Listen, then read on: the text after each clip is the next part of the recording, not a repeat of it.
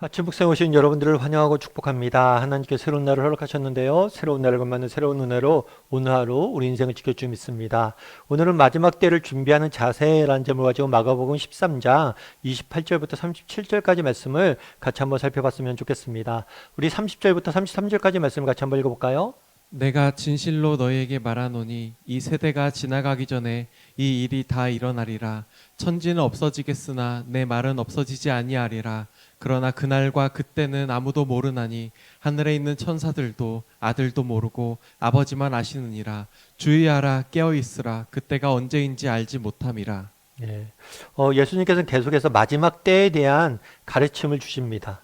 근데 이 마지막 때에 뭐가 있을 거라고 이야기하냐면 환란이 있을 거라고 이야기해요. 고난과 역경이 엄청난 고난과 역경이 있을 거라고 이야기를 하죠. 하지만 이 고난과 역경이 환란이 영원하진 않을 거라고 이야기합니다. 이것이 반드시 끝이 있을 것이고 하나님의 때 예수님께서 다시 오심으로 정말 예수님께서 구름을 타시고 영광 중에 다시 오셔서 이 모든 것을 끝을 지어 주실 것이다 라고 성경은 이야기합니다. 그러면서 자연스럽게 뭐에 대한 의문으로 성경이 옮겨가냐면 그러면 이 마지막 때가 언제냐는 거예요. 언제 우리 주님이 다시 재림하실 것이냐는 거예요. 언제 우리 주님이 다시 오실 것인가 이 문제에 대해서 묻게 됩니다. 그러자 예수님이 뭐라고 이야기해요?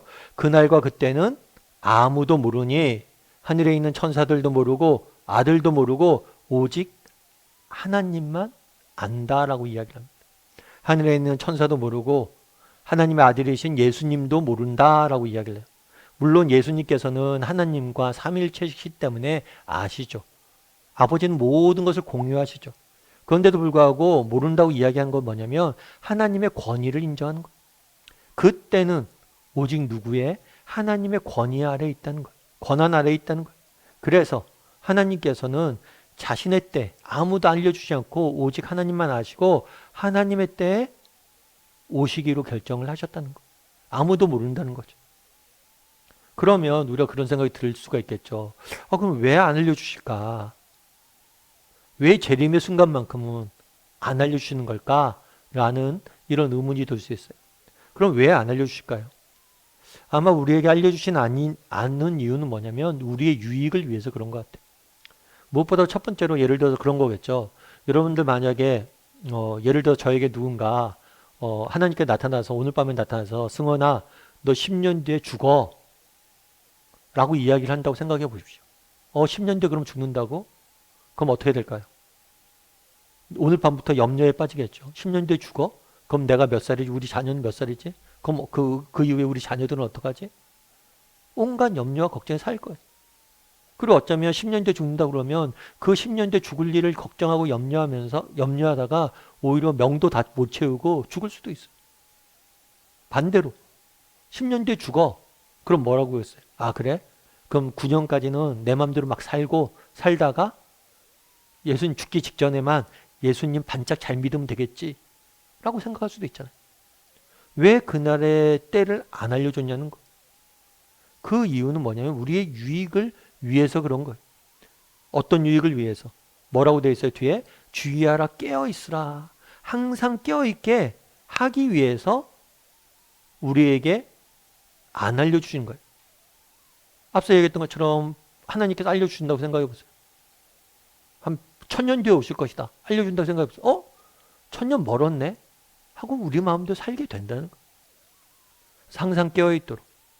하나님께서 언제 오실지 모르니까 뭘 해야 돼요? 오늘도 오실 수 있어요. 항상 깨어있게 하기 위해서 의도적으로 그것들을 비밀리에 뒀다는 거예요. 그럼 우리는 어떻습니까?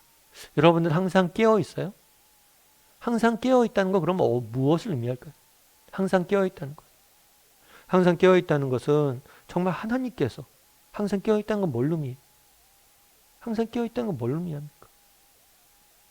정말 항상 깨어있다는 건 무엇을 의미하냐면 언제든지 예수님이 오실 수 있음을 믿는 것. 여러분 그럼 어떠세요? 정말 우리 시대에 예수님이 오실까요?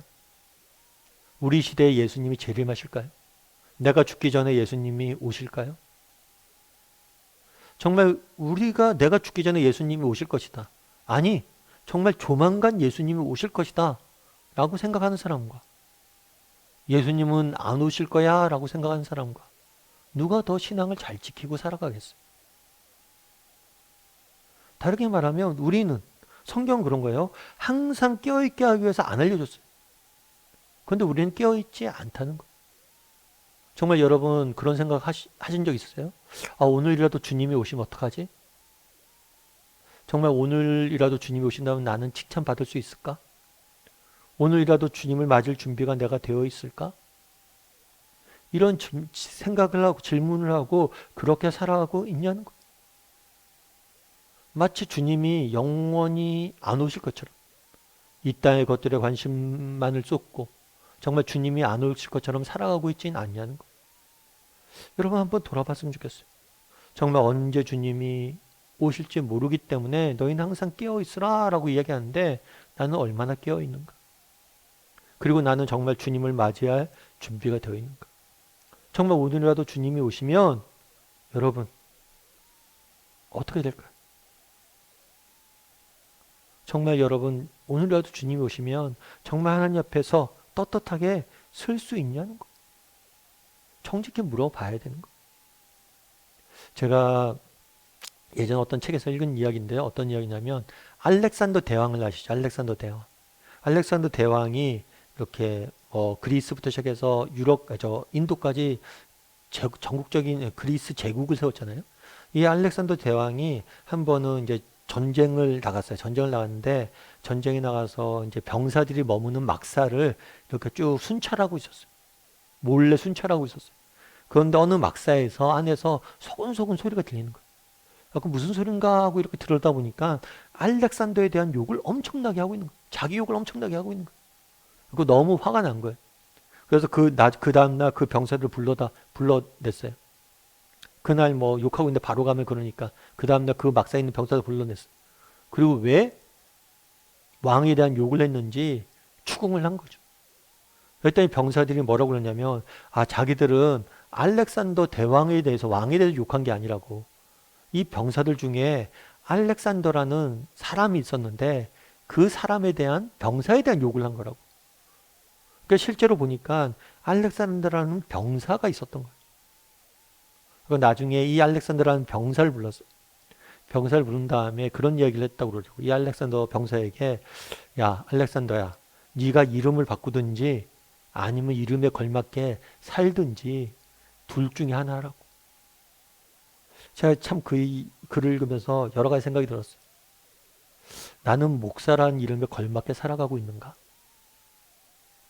내가 목사라는 이름을 목사를 그만두든지 아니면 목사라는 이름에 걸맞게 살아가야 되든지 둘 중에 하나인데 정말 목사라는 이름에 걸맞게 살아가고 있는가? 목사라는 이 타이틀만 갖고 있는 건 아닌가? 언젠가 우리 주님이 오늘 오시면 물을 거 아니에요. 너 목사답게 살았느냐? 성도라는 이름에 걸맞게 나는 살아가고 있는가? 아빠라는 이름에, 남편이라는 이름에 걸맞게 살아가고 있는가? 우리 주님이 오실 거 아니에요? 오신다면 뭘 하시겠어요? 우리에게 물을 거 아니에요? 어떻게 살았는지. 정말 우리가 항상 깨어있길 원합니다. 아니, 여러분 이렇게 질문해 보세요. 정말 오늘 주님이 오신다면 나는 칭찬받을 수 있을까?